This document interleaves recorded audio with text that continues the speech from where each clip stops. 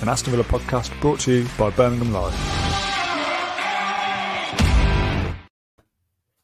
Hello, welcome to the Client Blue podcast, live after the 5th Aston Villa defeat in a row. My name is Dan Rowanson. I'm joined by Matt Kendrick. I'm rushing through this intro because we want to keep this brief tonight. 20-25 minutes. Villa have lost again. Like I said, 5 defeats in a row. Dean Smith has never lost 5 games in a row in all his time as management. But this Villa side and him have managed to do that. 1-0 at Southampton away, just finished. Matt, give me your thoughts. 60 seconds, go for it. Yeah, it's crap, mate. I'll see you in a fortnight. See you later. Oh, God.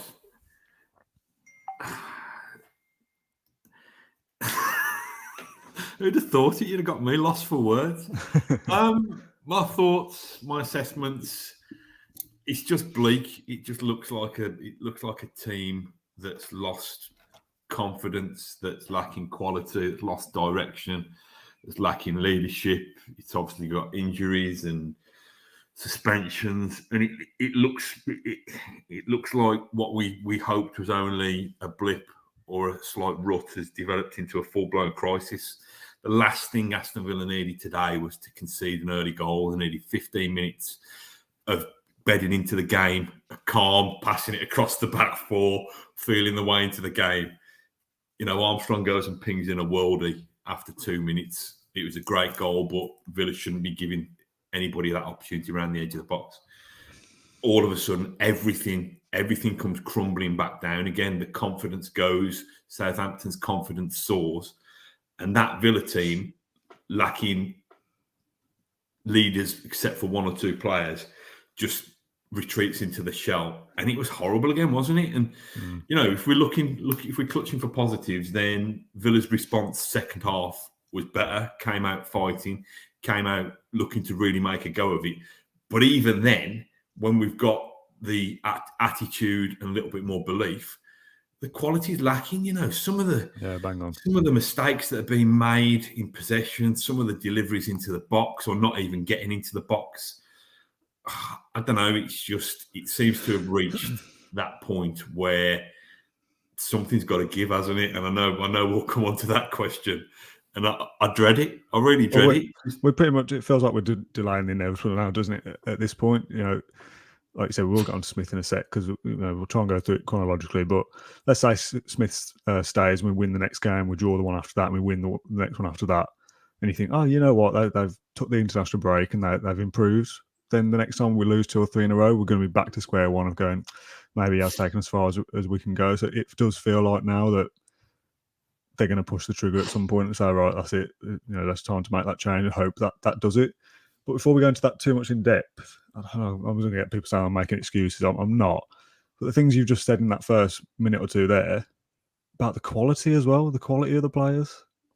You know, we spent a lot of money, and again, I can imagine the comments already. I know it's not, you know, Dean Smith's got a coach and all that. I understand that, but you know, the players whipping in poor balls, sloppy touches, lack of confidence, like that's on the players as well. We've got to give the players an element of responsibility here. They're just not good enough, some of them. The attitude doesn't look right. That's depressing. Yeah, I mean, that's a championship bench tonight. A young bench as well.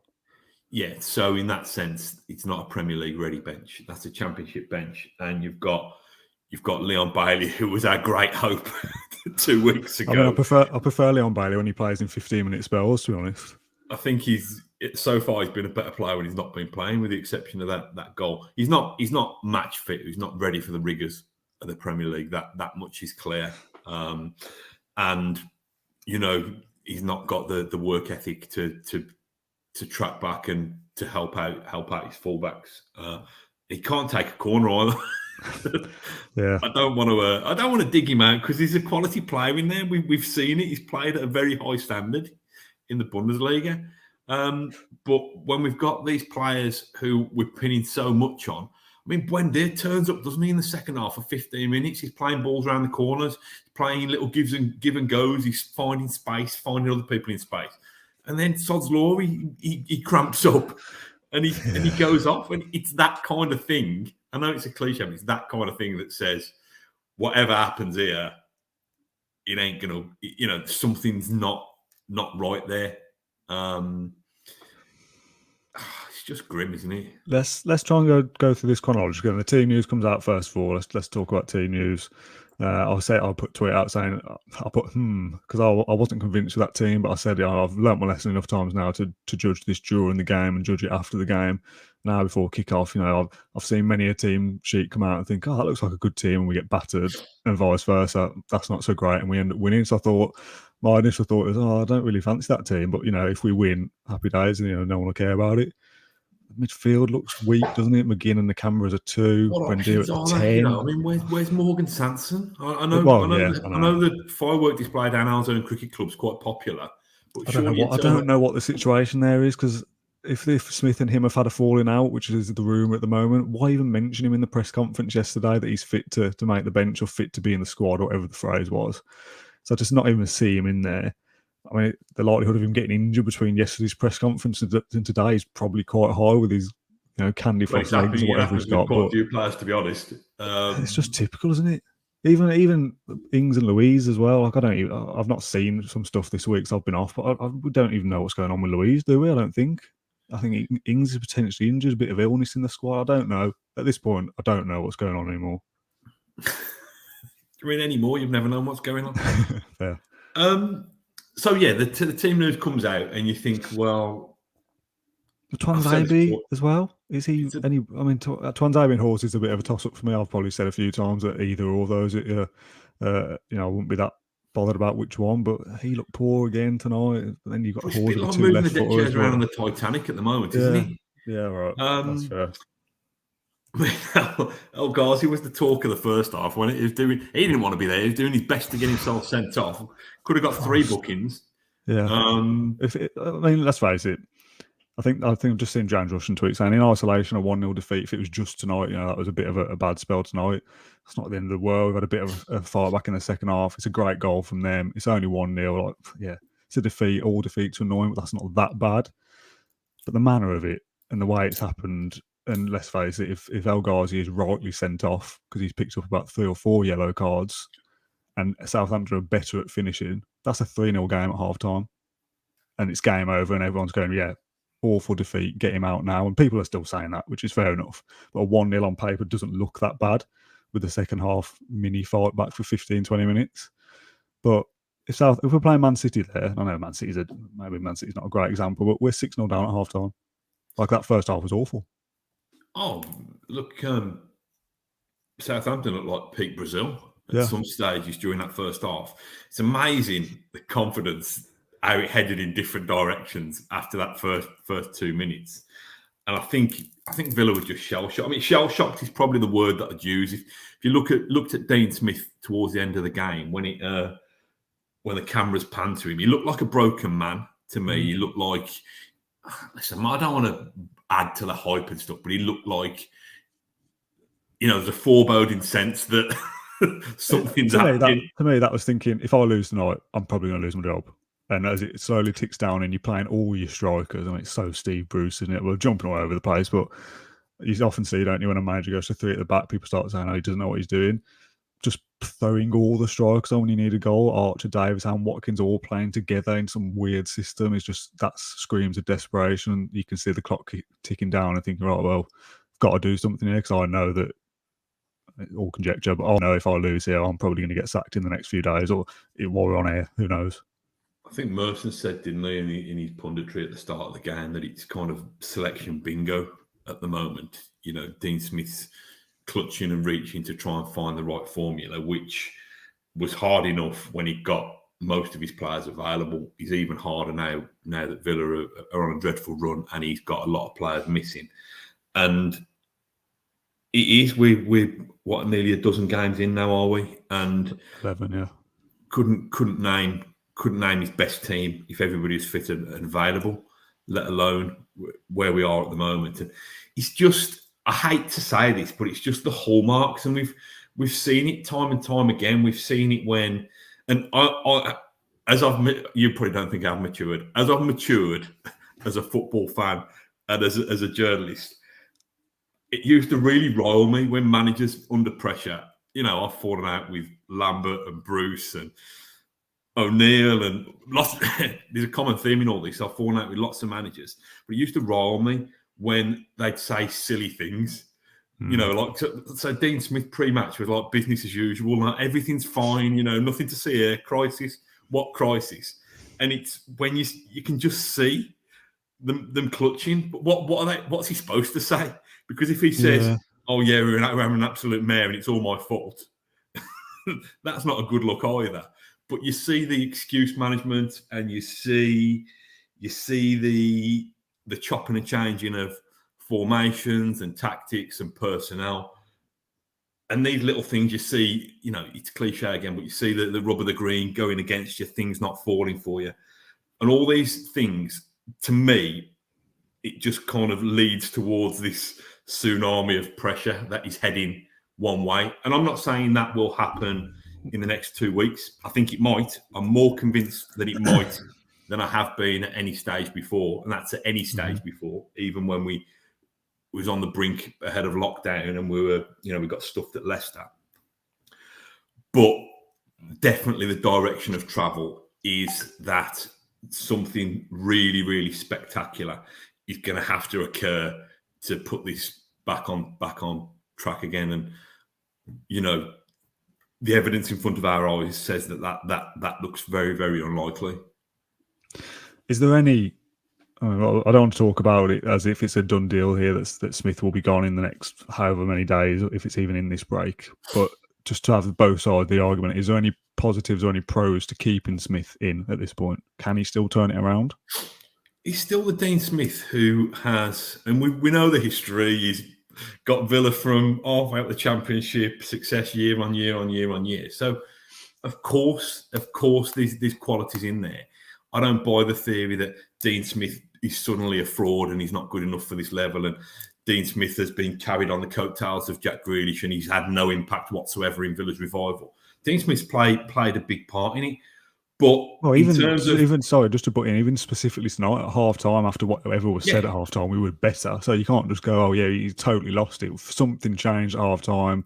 You know, Bailey plays as a second striker effectively, and then we change it to be a 4-4-2, and we look better for that period of play. Obviously, we've not gone to get anything out of the game, but I understand that there's so much like, oh, this is why you should go, this reason, you can't do this. But like I said, even tonight, there's tiny signs that there's something in there. You don't get to be a Premier League manager by doing nothing, do you? Like, I don't know, it is difficult because I understand why people are frustrated, and I'm also frustrated.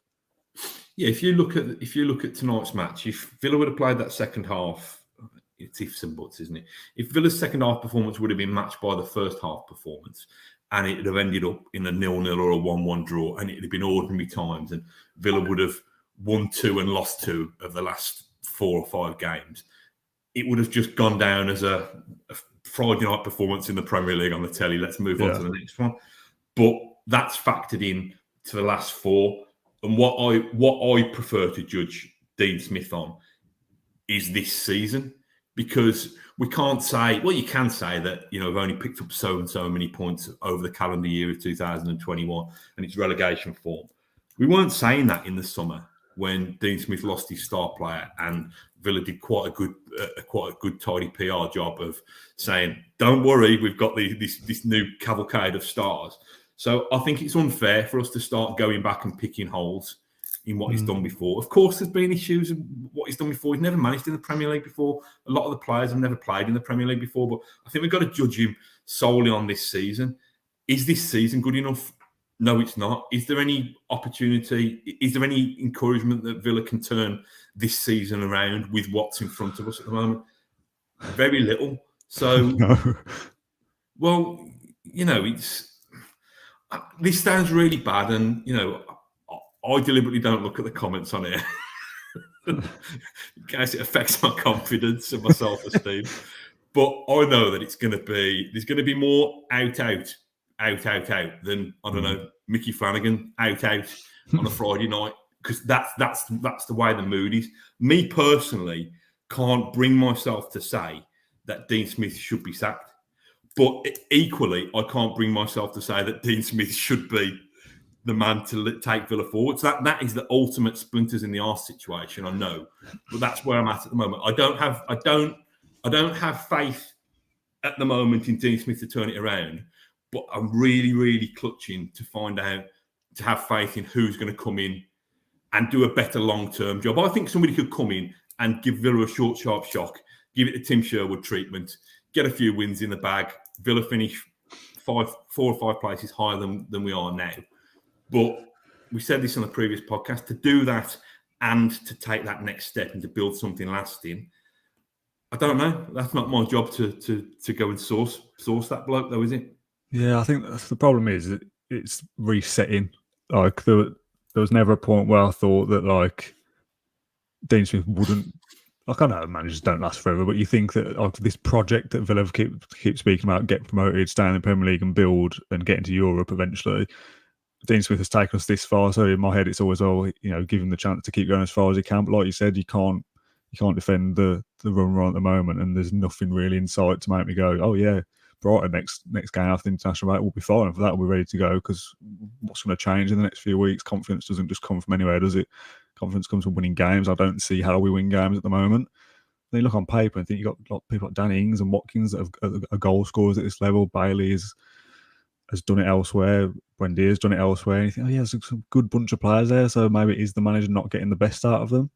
But I don't know. Like, I don't want to get too far into the conversation of what it will be like if Smith gets sacked, because some of the stuff I'm seeing on the comments and on social media, I don't agree with that side of it to the extent that's so like vile and abusive and out capitals and swearing and he's this, he's that. Like I don't understand. Just wait a sec. In different ways, don't they? Yeah, I don't understand that, because that feels like the same mentality that we're used to in the last 7 to 10 years, where the Villa manager has always been rubbish. So Remy Gard, Di Matteo, Lambert, McLeish, whoever, they were always rubbish with Villa. They never achieved anything. So when it was time to go, it was like, yeah, get rid of them, because they've never done anything anyway. So it's easy to cut ties. But Dean Smith's the most successful manager in the last 10 years. So to say, oh, get rid of him, he's useless, he's this, he's that, something in my head just can't agree with that, because he has done good with us.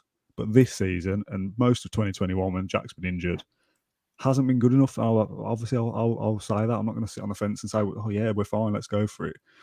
Richard said, hardly anyone is swearing. You should see our Twitter feed, because it's rife with people just being abusive, calling him the C word. Literally everything I've seen what tonight. That, Dan? You know which one I mean.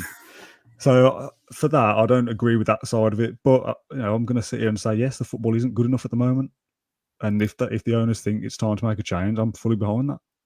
I think that, again, listen, it won't surprise regular watchers, viewers and listeners to the show to realise that I'm not particularly in the know with Aston Villa nowadays. I might have been back in the past.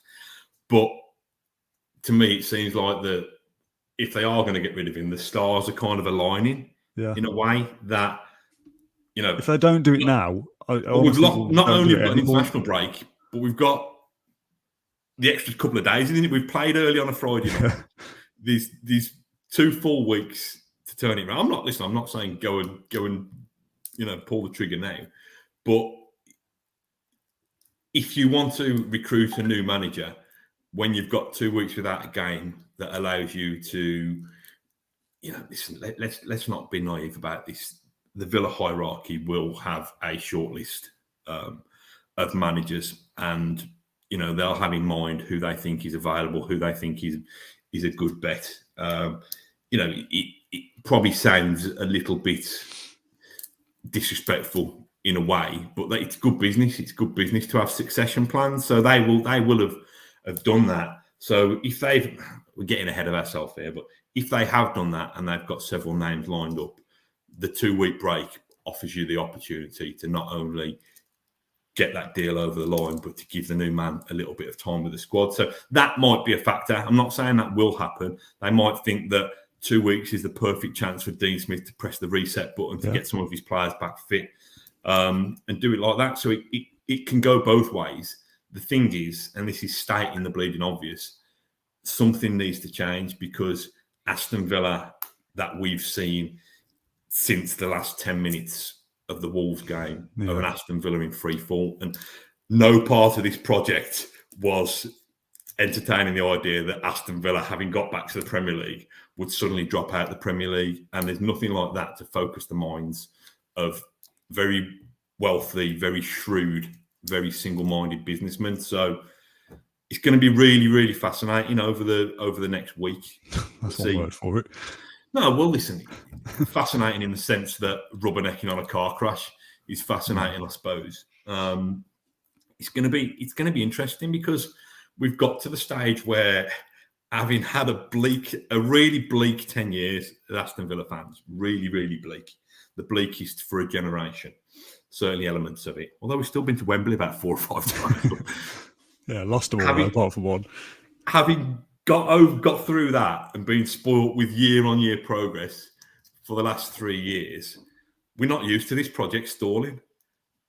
So, and ultimately, that's what the decision will be decided on, won't it? The owners have come in to take Aston Villa forward. At the moment, we're going backwards. So, right, you're gone, new manager in. If that's as ruth as it is, fine. That's what they have to do. People in the comments saying that we're so on the fence, we'd have to be relegated before one of us says, "Yeah, Dean Smith's not good enough." If it goes that far, obviously, know what that's based on though, because I don't like that. It won't get that far. I've said this before. I regularly if I don't think that me saying Dean Smith out is the right place where I'm in with my mind at the moment, am I going to say that just to appease people in the comments? I'm not. When I think the manager definitely has to go and there is no option because there's better alternatives out there who I think could take Villa forward, I'll say it. You know, I'm not in anybody's pockets at Aston Villa, far from it.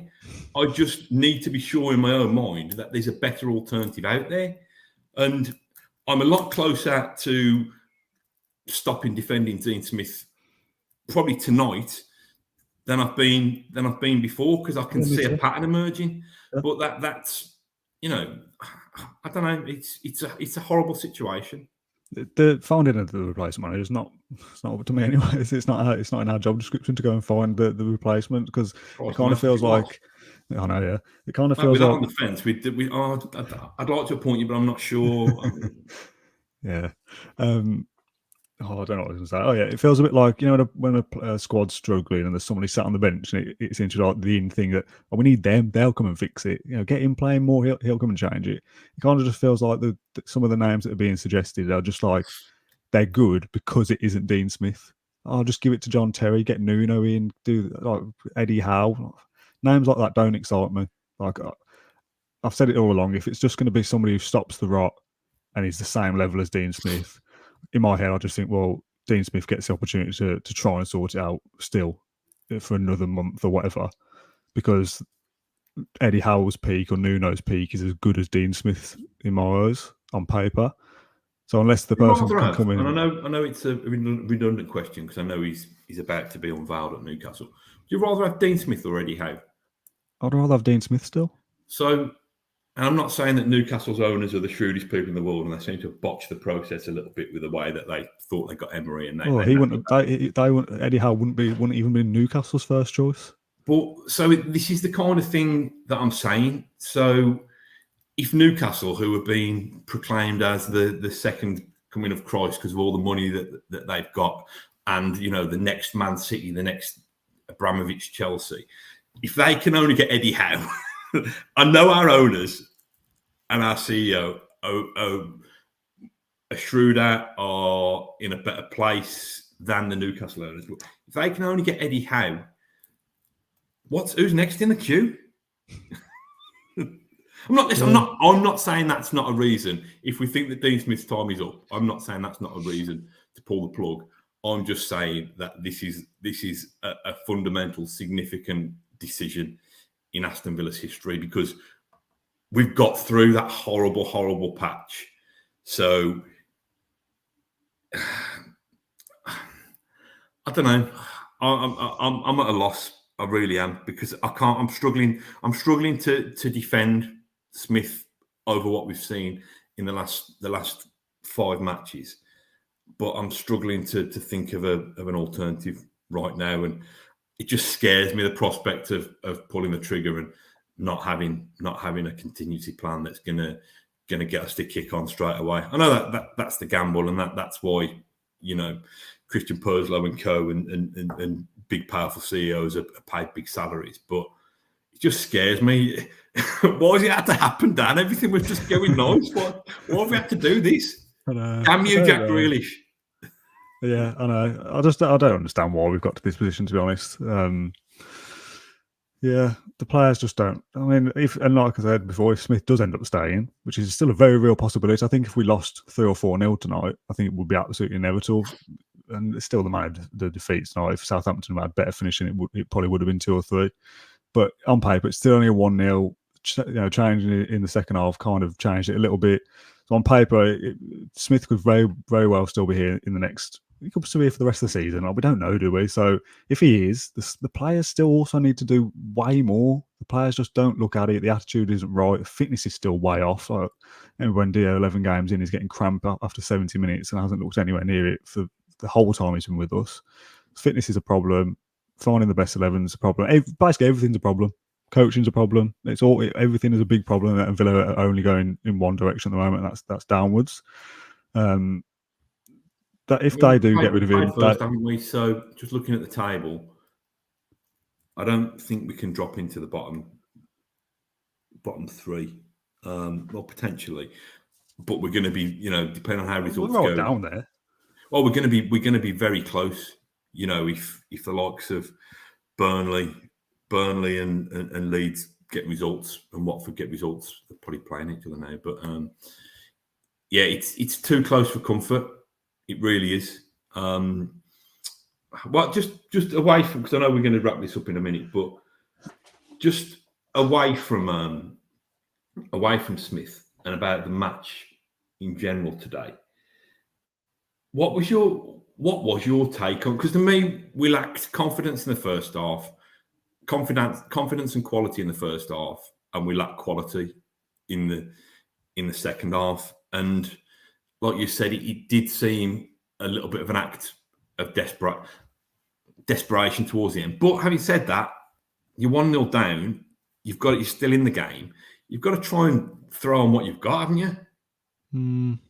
I'd like to have seen Philogene Bidace come on for El Ghazi at some point rather than Davis. I think if you got Watkins and Archer as your strikers, the next option for me then would be to change one of the wide men rather than to change another striker and just go absolutely desperate. But I don't know. Why are we analysing it? Do you know what I mean? No. He can't win, can he? If he didn't change it, we would have been going, why didn't he change it? Why didn't he throw every strike on? And now he has done that, and we're saying, why did he do that? We're just going to go around in circles. I don't know what we achieve from this. Aren't we? I remember I put a tweet out about no longer than 4 or 5 weeks ago, proclaiming Austin McPhee as the maestro. And then now, doesn't it? Well, it does, because I've seen circles with better corners than we've got. It's just basics, isn't it? A bit like Smith Rowe the other week. We've seen James Ward-Prowse as well. I don't think he was at his best tonight, but he was still an upgrade on what still we've got in that area. Put it that way. So I don't know. When's the next all the one? comments You've got 2 weeks off. Well, we probably won't be doing another one of these for a couple of weeks. People asking about Francesca, however you pronounce it. Is he the answer? I couldn't pretend that I know his record well enough, to be honest. I think it's a gamble. But I was just about to say, any manager's a gamble in both sides of it. We're sitting here going, "Oh, Eddie Howe, he's no good." But what if Eddie Howe came and got us into Europe? There's nothing to suggest that wouldn't or would happen. Any managerial decision is a gamble, isn't it? There's nothing to suggest whoever is replacing Dean Smith will be better. It's just that the feeling is so negative that the managerial change is the only thing we can change here to try and get some kind of positivity. The only downside to that, in my eyes, is that you're just starting this whole project thing again, because the new manager's got to get his own ideas and his own staff, his own players, and we're back to square one. Season 19-20, first year back in the Premier League, because we're at that level again. Yeah, and we've seen times when that's worked, and we've seen times when that hasn't worked. Not necessarily at Villa, but at other clubs. Managers get chopped and changed. I think you're right. It's stating the obvious. Every managerial change is a gamble. It's just what needs to be the trigger. Is it that bleak now that gamble has to be made? Or does that gamble? I'm not saying it does. Does that gamble come when you're in the relegation zone? Does that gamble come when you cut adrift in the relegation zone? maybe that gamble comes because it's a time of convenience and you've got 2 weeks to sort it out. It's the last international break, isn't it? Till March, I think. Unless I'm wrong. So this is the only. But managers don't really get sacked in the international break. Like, it could happen any time. It could happen tomorrow. It could happen Monday. It could happen next week. Or it could not happen at all. So until it happens, it's exactly what I said last week. If we keep losing games, this is the conversation until the board pull the trigger or don't. Because if we win a game, it'll just be, oh, that win only papers over the cracks. Dean Smith's still not good enough, blah, blah, blah. And we'll just go around in circles again. Well, yeah. Well, if we lose consecutive games, there's no way. No, if we lose again, yeah. Is there? Yeah. What's has he done? Has Smith done much post-match? Because I've just come straight on to here. Has he said much? I'll do Twitter quickly. Can't see anything. Oh, Dean Smith via Sky Sports is from Ash. I'm a scrapper. I always have been. We'll get the players fit in the international break and come back better. Cool. Again, what can he say? I don't know why I looked really, because it was going to be something like that, wasn't it? He just looked. He looked broken at the end, and does he normally shake Craig Shakespeare's hand? So I saw someone in the comments say, he shook hands with all his assistants before going to the Southampton. I think he does that anyway. Does he? He definitely shakes all their hands. I don't know whether he did it before the opposition manager, but I don't think he reads. No, probably reading too much into it. I thought that's a bit weird. He just looked a bit lost. He was like, shake whatever hand he could, so he didn't have to. I'm pretty sure he always does it. But I remember someone tweeted me about the training ground comment, saying like, oh, they look good in training, the players were motivated, and Martinez saying that, treat it like a cup final. We're going to go out and get 3 points, but they can't say anything else, can they? That Dean Smith's not going to come out and say, oh yeah, we've lost 4. Friday might be tricky. Like, they have to come out and act like that, don't they? He's got to come out now and say, yeah, we'll fight back stronger, but he could get sacked tomorrow, and that comment is pointless anyway. So they have to do media, don't they? Probably got electrodes wired up to them. If they don't say something that's on message, they get 4,000 volts shot through them. So yeah, again, and it's another cliche. That's the hat trick, but it doesn't matter what they say, does it? Because we can all see what's happening. It does get slightly worrying when we've always praised Dean Smith for being, like, he always said what we all thought. When he first joined, it was like, oh, he says the things. Yeah, but if we're all starting to think Dean Smith out, yeah, true. You can't say that, can he? Yeah. All right, should we just call this a day? Because we're going around in circles here, aren't we? We said half an hour. We've done 32 minutes, so there'll be some kind of other podcast in the week. It's in an international break now, so no post-game ones. Maybe get Ash and Pat or James together to talk about it. I mean, next... Yeah, we might do something if we can. What's the point doing something unless there's a decision made? What do we talk about on Monday if he's still in the job? All the comments that we'll do are going to be, well, Dean Smith out. So what is the conversation now until Emi Martinez played well. Yeah, Martinez played well. Cash was all right. Yeah. All right, let's call it a night. I've got one last can in the fridge. I burnt my finger as well on a microwave meal tonight, so I knew it was going to be one of them nights. Microwave meal is sad enough. I bleaked that Friday night, low fat microwave curry, burnt my hand, and then watched that crap again. Cut that bit out. Thanks everyone for watching. We had 900 views at one point, so that's good. Rowan Mill says, Dan, it's your job to find subjects to discuss. No, it isn't. Exactly. It's not. Sort yourself out, Dan. It's not. Right to yeah, everyone, enjoy the rest of your weekend. Don't let Villa ruin it too much. We move on to the next game, don't we? We'll bounce back with 3 points. That's what all the managers say. Matt, thanks for your time. Thanks for everyone who watched. Thanks for all your comments, and we'll catch you again at some point in the future. Cheers. Up the Villa. Bye. Thank you for listening to Claret and Blue, an Aston Villa podcast. If you enjoyed today's episode, then please do let us know. We love hearing your feedback. We'll be back soon with another episode, but until then, up the Villa.